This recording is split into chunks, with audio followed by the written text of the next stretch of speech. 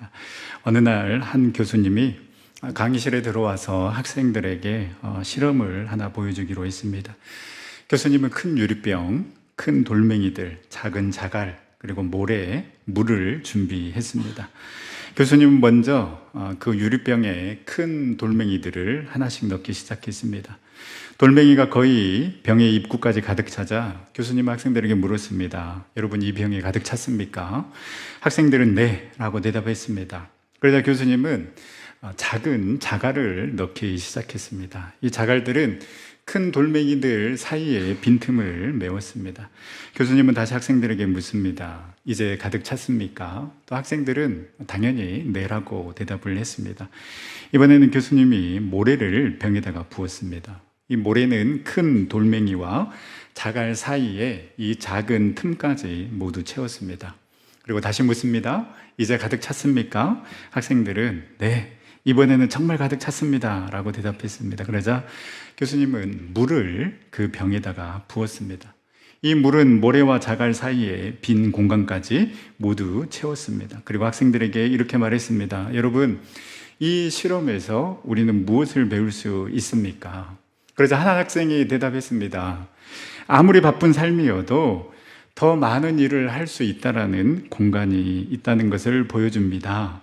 교수님 미소를 지으며 말했습니다. 맞습니다. 그러나 하지만 이 실험에서 가장 중요한 경우는 만약에 내가 큰 돌멩이들부터 넣지 않았다면 나중에 이것들을 넣을 수 없었을 것이라는 점입니다. 여러분의 삶에서 가장 중요한 것들, 즉 여러분의 신앙, 가족, 건강을 가장 우선순위에 두십시오. 그렇지 않으면 작은 일들에 치여서 중요한 것들을 놓칠 수가 있습니다 라고 교수님은 이야기했습니다. 그렇습니다. 여러분, 우리의 삶도 우리의 신앙도 마찬가지입니다. 많은 일들이 있지만은 그러나 그 많은 일들 가운데 중요한 일이 있고 우선순위를 두고 행해야 할 일이 있습니다. 그런데 우리는 사소한 일에 목숨을 걸고 거기에 시간을 허비합니다. 그러다 보니 뭔가는 열심히 하는 것 같은데 효율과 능률은 오르지 않고 아무런 소득도 없고 쉽게 지치는 모습을 봅니다. 여러분, 신앙생활도 마찬가지입니다. 정말 중요한 것이 있는데 그것을 우선순위에 두지 아니하고 많은 것을 놓쳐버리면 어떻습니까? 우리는 쉽게 지칠 수밖에 없습니다. 경건의 신앙의 연수는 있고 경건의 모양은 있는 것 같지만 중요한 우선순위를 놓쳐버리면 우리는 경건의 능력이 없는 모습을 보여줄 수밖에 없습니다. 지금 이스라엘 백성들은 이제 가나안 땅에서 새로운 출발을 해야 합니다. 그렇다면 정말 중요한 일이 있고 집중해야 할 일이 있고 우선순위의 일이 있습니다. 본격적인 가나안 전쟁을 앞두고 하나님께서 이스라엘 백성들에게 요구하신 것이 무엇인가, 또 이스라엘 백성들이 행한 것은 무엇인가를 생각해 보며 은혜를 나누고자 합니다. 오늘 우리가 읽은 이 5장은 너무나도 중요한 장입니다. 5장 앞에 3장, 4장에서는 모세와 이스라엘 백성들이 홍해를 건너는 모습을, 요단강을 건너는 모세와 이스라엘 백성들이 홍해바다를 건넜던 것처럼 여호수아와 이스라엘 백성들이 요단강을 건너는 모습이 기록되어 있고, 이 5장 다음에는 우리가 잘 아는 것처럼 여리고성을 무너뜨리면서 이제 이스라엘 백성들이 본격적으로 가나안 백성들과 싸우면서 그 땅을 소유하는 장면이 나오는데, 이 5장을 분기점으로 해서 이스라엘 백성들이 새롭게 태어나게 됩니다. 그러면 이 5장에서 이스라엘 백성들은 무엇을 했는가? 아니, 더 정확하게 말하면 하나님께서 무엇을 하게 하셔서 그 새로운 시작을 하게 하셨는가? 하나님께서는 이스라엘 백성들에게 첫 번째로 할례를 행하게 하셨습니다. 5장 2절 말씀입니다. 그때 여호와께서 여호수아에게 이르시되 너는 부싯돌로 칼을 만들어 이스라엘 자손들에게 다시 할례를 행하라 하시매. 지금 이스라엘 백성들은 이 가나안 땅 적진에 들어와 있습니다. 가나안 땅에는 7 족속, 이스라엘 백성들보다 훨씬 강한 7 족속이 있습니다. 그리고 이 이스라엘 백성들이 광야에서 40년 생활을 하는 동안 다른 민족은 엄청난 발전을 했습니다. 오늘 말씀에 기록된 것처럼 이스라엘은 아직도 부싯돌을 사용하고 있습니다. 그러나 가나안 족속은 철기 문명 가운데 살아가고 있었습니다. 뭔가 늦어도 한참 늦었습니다. 그런데 지금 이 적진 가운데 있는데 할례를 행하라니요. 여러분, 이것은 자살행위나 마찬가지입니다. 그런데 여호수아 5장 4절에서 5절 말씀에 보면 할례를 행하여야만 하는 이유를 설명하고 있습니다. 40년 전에 애굽에서 나온 20세 이상의 남자는 할례를 받았지만 그러나 이들은 다 죽었고 지금 광야에서 태어난 이스라엘 자손들은 아직 할례를 받지 못한 상태라고 기록하고 있습니다. 따라서 이 가나안 정복이라는 대업을 앞두고 하나님께서는 다른 것을 요구하신 것이 아니라 먼저 이스라엘 백성들에게 할례를 행하라고 명령하신 것입니다. 왜 하나님께서는 할례를 행하라고 하셨을까요? 창세기 17장에 보면 하나님께서 아브라함에게 할례를 행하라고 말씀하시면서 그 의미를 말씀해 주시는데요. 창세기 17장 9절에서 11절 말씀입니다. 하나님이 또 아브라함에게 이르시되 그런즉 너는 내 언약을 지키고 내 후손도 대대로 지키라. 너희 중 남자는 다 할례를 받으라. 이것이 나와 너희와 너희 후손 사이에 지킬 내 언약이니라. 너희는 포피를 베어라. 이것이 나와 너희 사이에 언약의 표징이니라. 여러분, 할례는 하나님 자손이라는 증거입니다. 그리고 하나님의 언약 백성이라는 표식입니다. 단순히 포피를 잘라내는 것이 아니라 그 의식을 통하여서 이제 나는 하나님의 백성이구나. 따라서 그 하나님의 언약의 말씀을 붙잡고 살아가는 존재이구나라는 것을 깨닫게 되는 것입니다. 그런데 40년 동안 이 할례가 행해지지 않았다는 것은 그만큼 하나님 언약에 무관심했다라는 것이고 하나님 백성으로서의 그 정체성을 망각하고 살았다라는 것을 의미합니다. 이에 하나님께서 이제 본격적으로 가나안 땅에서 새로운 출발을 위해 할례를 행하게 하므로 이제 너희들은 거룩한 백성이다, 하나님의 언약 백성이다라는 것을 이스라엘 백성들에게 다시 한번 각인시켜 주는 것입니다. 여기서 여러분, 우리는 중요한 사실을 알 수 있습니다. 하나님께서 원하시는 것은 전쟁에서 승리하는 것을 원하시는 것이 아니라 하나님과의 친밀한 관계를 원하신다는 것이죠. 아마 이스라엘 백성들의 최대의 관심은 이 가나안 땅에 입성하기 위해 지금 당장 자기들 앞에 놓여 있는 저 여리고 성을 무너뜨리고 승리하는 것에 관심이 있었을 것입니다. 그러나 하나님은 그 여리고 성을 무너뜨리는 것보다 하나님과 이스라엘 백성과의 관계에 우선을 두었습니다. 그리고 그 시작은 할례를 행하게 함으로 너희들은 이방 민족과 다른 언약 백성이고 너희들은 이방 민족과 다른 그 거룩한 삶을 살아갈 때, 그 하나님의 자녀됨의 정체성을 가지고 살아갈 때에 진짜 전쟁에서 승리할 수 있다는 것을 깨닫게 하신 것입니다. 사실 앞에서도 언급했듯이 지금 할례를 행한다는 건 미련한 짓입니다. 자살 행위나 마찬가지입니다. 왜 이 시점에서 우리가 할례를 행해야 되지? 그럼 우리는 최소한 일주일 동안 움직이지 못할 텐데, 만약에 그 소식을 듣고 가나안 백성들이 들이닥치면 우리는 가나안 땅에 들어서자마자 힘 한번 써보지 못하고 다 전멸할 텐데 왜 할례를 행해야 되나? 라는 그런 의심이 들었을 수도 있을 것입니다. 여러분, 어떻습니까? 우리도 똑같은 생각을 합니다. 하나님은 그 하나님과의 친밀한 관계를 원합니다. 하나님의 백성으로서 정체성을 가지고 하나님을 우선순위에 두고 하나님의 백성답게 살아가기를 원합니다. 그런데 어떻습니까? 우리는 계산합니다. 따집니다.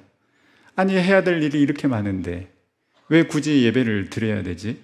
왜 말씀을 묵상하고 읽어야 되지? 왜 기도를 해야 되지? 우리 생활하기도 빠듯한데 왜 굳이 11조를 드리고 감사헌금을 드려야지? 지금 세상이 어떤 세상인데 거룩한 삶, 말씀대로 살아가라고? 그렇게 살다가는 내가 원하는 꿈 세상에 적응할 수 없을 거야. 내가 원하는 꿈 이룰 수 없을 거야. 라고 여러분 생각하고 있지는 않습니까? 나에게 초점을 맞추면 절대 할례 행하지 못합니다. 왜 이스라엘 백성들이 광야 생활 가운데 할례를 행하지 않았을까요? 존 길이라는 신학자는 이 부분을 이렇게 주석했습니다. 수시로 움직여야 하는 처지였다. 매우 불편했고 길 위에서 계속 움직여야 했기 때문에 할례를 베풀기 쉽지 않았을 것이다. 다른 말로 하면 광야에서 할례를 행하지 않았다는 것은 내가 불편했기 때문이라는 것입니다. 힘들고 불편하다는 이유로 그 하나님의 언약이 잊혀지는 상황이 바로 광야에서의 상황이었고, 하나님은 이 상황을 바로잡기 위해서 너무나도 그 중요한 순간에 정말 이제는 가나안 땅에서 새로운 출발을 해야 하는 이스라엘 백성들에게 할례를 행하게 하신 것입니다. 우리도 할례를 행해야 합니다. 물론 마음의 할례입니다. 마음의 할례를 행함으로 잘라내야 합니다. 무엇을 잘라내야 합니까? 우리의 생각을 잘라내야 하고, 우리의 욕심을 잘라내야 하고, 우리의 교만을 잘라내야 합니다. 그래서 그 마음의 할례를 받아서 하나님과의 관계가 회복되고, 하나님을 우선순위에 두고 하나님의 자녀답게, 하나님의 백성답게 그 거룩한 정체성을 가지고 우리는 살아가야 한다는 것입니다. 유기성 목사님 설교를 듣다가 그 감동적인 내용이 있어서 여러분에게 소개하고자 합니다.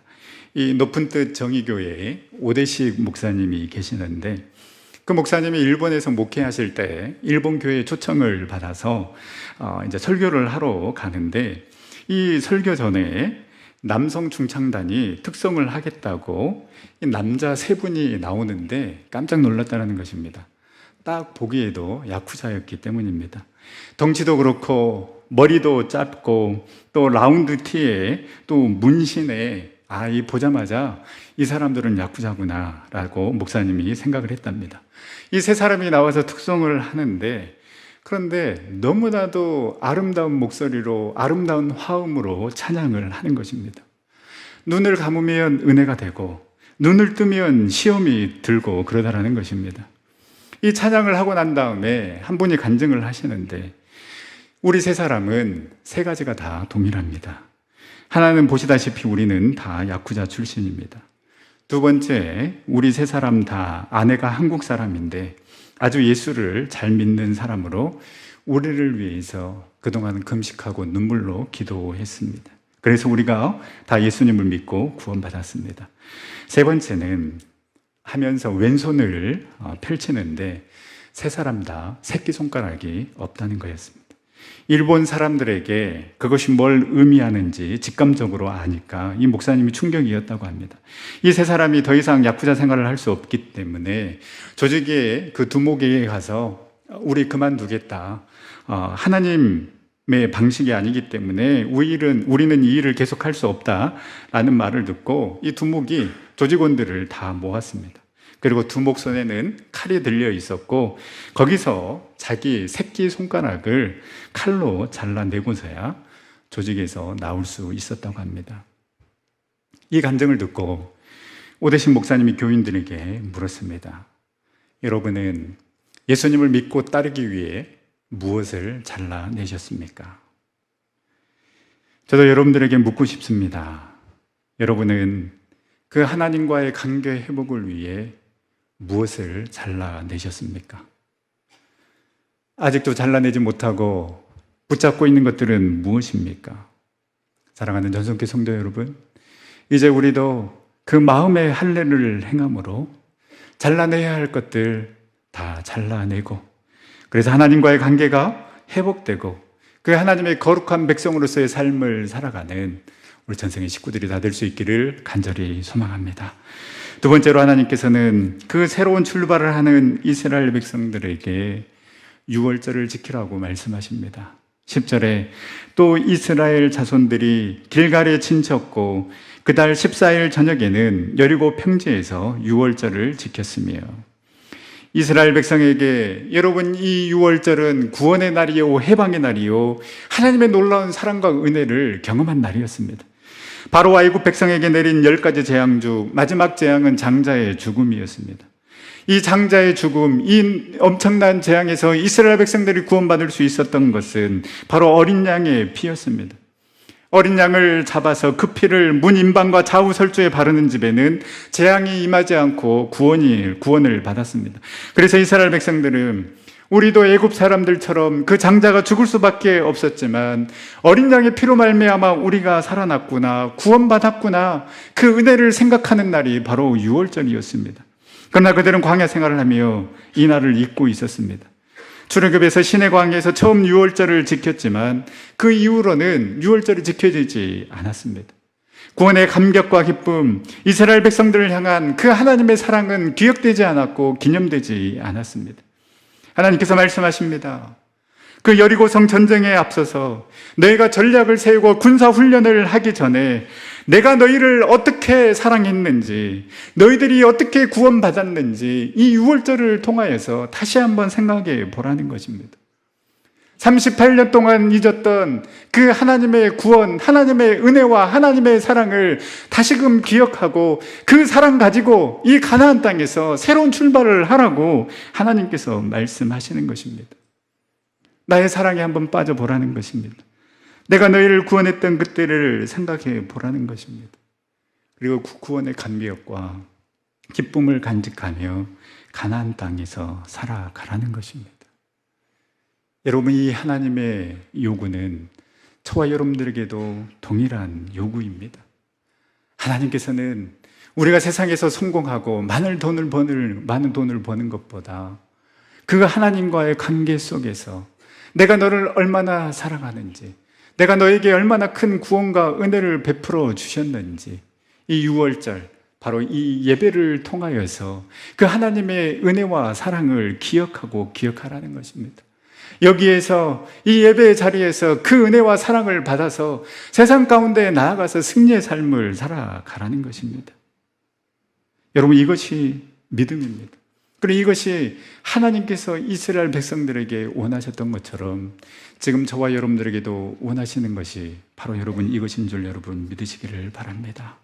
다시 한번 그 주님의 사랑에 우리는 빠져들어가야 합니다. 더 간절한 마음으로, 더 사모하는 마음으로 우리 주님 앞에 나와 예배하며 이 예배의 자리에서 주님의 은혜와 사랑을 감사하며 내가 지금 여기까지 온 것 주님의 은혜입니다. 주님의 은혜입니다. 이제 앞으로도 세상에 다른 것 의지하지 아니하고 오직 주님의 은혜에 의지하며 나를 구원하여 주신 그 사랑 내가 붙잡고 세상 가운데서 하나님의 백성으로 거룩하게 살아가겠습니다. 여러분, 여기서 힘을 얻어야지 어디서 힘을 얻어서 우리가 세상 가운데 살아갈 수 있겠습니까? 이 예배의 자리를 통하여서 다시 한번 하나님의 은혜와 사랑을 깨닫고 그 하나님의 은혜와 사랑 붙잡고 세상 가운데서 하나님의 백성답게, 거룩한 백성답게 살아가는 저와 여러분들의 삶이 될 수 있기를 간절히 소망합니다. 이렇게 유월절을 지키고 난 다음에 마지막으로 일어난 일이 있습니다. 이스라엘 백성들은 40년간 광야 생활하며 그 광야 생활 가운데 만나와 메추라기를 먹었는데요. 이 만나가 언제 그쳤습니까? 12절 말씀에 보면 또 그 땅의 소산물을 먹은 다음 날에 만나가 그쳤으니 이스라엘 사람들이 다시는 만나를 얻지 못하였고 그 해에 가나안 땅의 소출을 먹었더라. 그 땅의 소산을 먹는 다음 날에 이제 그들은 만나와 메추라기를 얻지 못했습니다. 여러분, 이것은 무엇을 의미합니까? 한층 성숙된 이스라엘 백성들의 모습을 보여주는 것입니다. 가나안 땅에서 그 새로운 삶을 살기 위해서는 이제 새로운 음식을 먹어야 합니다. 그것은 하루하루 내려오는 만나와 메추라기가 아니라 그 땅에서 나오는, 그래서 자기들이 수고해서 얻은 음식을 먹어야 했던 것입니다. 여러분, 신앙생활도 마찬가지입니다. 단순하게만 보이는 이 상황에서 하나님께서 보여주시고자 하시는 메시지는 분명한 것입니다. 광야 생활했던 그 시절과 똑같이 생활해서는 너희들이 그 가나안 땅에서 승리할 수 없다라는 것입니다. 즉, 깨어 있어야 하고 더 성장해야 한다라는 것이죠. 이러한 하나님의 마음은 여호수아 3장의 요단강을 건널 때부터 의도하고 계신 것이었습니다. 말씀드렸지만 이스라엘 백성들이 홍해를 건널 때와 그리고 여호수아와 이스라엘 백성들이 요단강을 건널 때와는 분명히 다른 점이 있습니다. 모세와 이스라엘 백성들이 홍해를 건널 때에는 하나님께서 밤새도록 일하셔서 동풍을 물러가게 하신 다음 모세가 지팡이를 내밀었을 때에 그 홍해가 갈라지고 마른 땅을 건너가게 하셨습니다. 그러나 이제 광야 생활을 끝나고 적과 꿀이 흐르는 그 가나안 땅에 들어온 이스라엘 백성들에게는 하나님께서는 다른 방법을 제시하셨습니다. 언약궤를 제사장들이 메고 백성들 앞에 가게 하셨습니다. 그리고 그 요단강에 발을 내딛게 하셨습니다. 모세와 이스라엘 백성들이 홍해를 건널 때는 갈라놓고 그 마른 땅을 건너가게 하셨지만은 이제 가나안 땅에 살아가는 이스라엘 백성들은, 여호수아와 이스라엘 백성들은 다른 믿음을 보여주어야 하는 것입니다. 요단강이 갈라지지 않았지만, 그래서 정말로 그 가장 물이 범람할 때였지만, 두려움과 걱정과 염려가 있지만은, 그러나 언약궤를 맨 제사장들이 첫 발을 내딛었을 때에 요단강이 갈라지는 기적을 경험하게 된 것입니다. 믿음의 첫 발을 내딛고 믿음으로 말씀 붙잡고 살아갈 때 너희들은 승리할 수 있다는 것을 하나님께서는 보여주고 있는 것입니다. 만나가 그치고 그 땅의 소산물을 먹으면서 살아가라 하는 것, 바로 영적인 의미는 너희들이 더욱더 성장해야 한다는 것입니다. 언제까지 그 젖먹이 어린아이 신앙에 머물러 있으면서 자꾸만 달라고 할 것이냐라는 것입니다. 언제까지 소극적으로 움직여야 하는 것이냐라는 것입니다. 먼저 믿음으로 나아가야지 않겠습니까? 하나님의 말씀을 붙잡고 믿음의 첫 발을 내딛어야 하지 않겠습니까? 그의 나라와 그의 의를 먼저 구하고 그 하나님의 인도하심과 채워주심을 기대하며 살아가야 하지 않겠습니까? 히브리서 5장 13절에서 14절 말씀. 이는 젖을 먹는 자마다 어린아이니 의의 말씀을 경험하지 못한 자요, 단단한 음식은 장성한 자의 것이니 그들은 지각을 사용함으로 연단을 받아 선악을 분별하는 자들이니라. 저와 여러분들이 그 어린아이 젖먹이 신앙에서 벗어나서 그 광야 생활 가운데 이스라엘 백성들처럼 늘 원망하고 불평하며 하나님 왜 이거 주시지 않습니까? 왜 물 주시지 않습니까? 왜 우리를 구름기둥으로 불기둥으로 인도해 주시지 않습니까? 왜 먹을 것 주지 않습니까? 늘 불평하였던 그 이스라엘 백성들이 아니라 이제는 그 가나안 땅에서 그 가나안 땅을 쟁취해야 하기에 더욱더 장성한 사람으로, 장성한 분량에 이르는 성숙한 사람으로, 그 젖먹이 신앙에서 이제는 단단한 음식을 먹는 그러한 사람으로 성숙해 나가는 저와 여러분들이 될 수 있기를 간절히 소망합니다. 말씀을 마치겠습니다. 이스라엘 백성들이 할례를 행함으로 그들이 다시금 그 하나님과의 관계를 재정립하였던 것처럼 우리도 마음의 할례를 행하여 우리의 욕심과 우리의 욕망을 온전히 잘라내고 하나님의 자녀됨의 삶을 살아갈 수 있기를 소망합니다. 이스라엘 백성들이 그 유월절을 지켰던 것처럼 다시금 그 하나님의 은혜를 기억하고 내가 여기까지 온 것 우리 주님의 은혜입니다. 우리 주님의 은혜 붙잡고 우리 주님의 은혜와 사랑 붙잡고 앞으로의 삶도 살아가겠습니다. 이 예배의 시간을 통하여서 하나님을 만나고 그 하나님의 음성을 듣는 시간이 될 수 있기를 간절히 소망합니다. 또한 이제 이스라엘 백성들이 만나를 먹은 것이 아니라 그 땅의 소산물을 먹은 것처럼 이제 우리도 어린아이에 머물러 있는 자가 아니라 단단한 음식을 먹는, 그래서 영적으로 성장하여서 그 하나님이 기뻐하시는 일을 감당하며 주님께서 원하시는 삶을 살아가는 우리 전생의 모든 성도님들 다 될 수 있기를 간절히 소망합니다. 우리 시간 함께 찬양하며 기도 자리로 나아갈 때에 주님, 우리가 마음의 할례를 행하고 온전한 예배자로 서서 그 주님의 은혜를 사모하게 하여 주시고 단단한 음식을 먹는 그 성숙한 자로 서서 주님 오시는 그날까지 믿음의 길 걸어가게 하여 주시옵소서.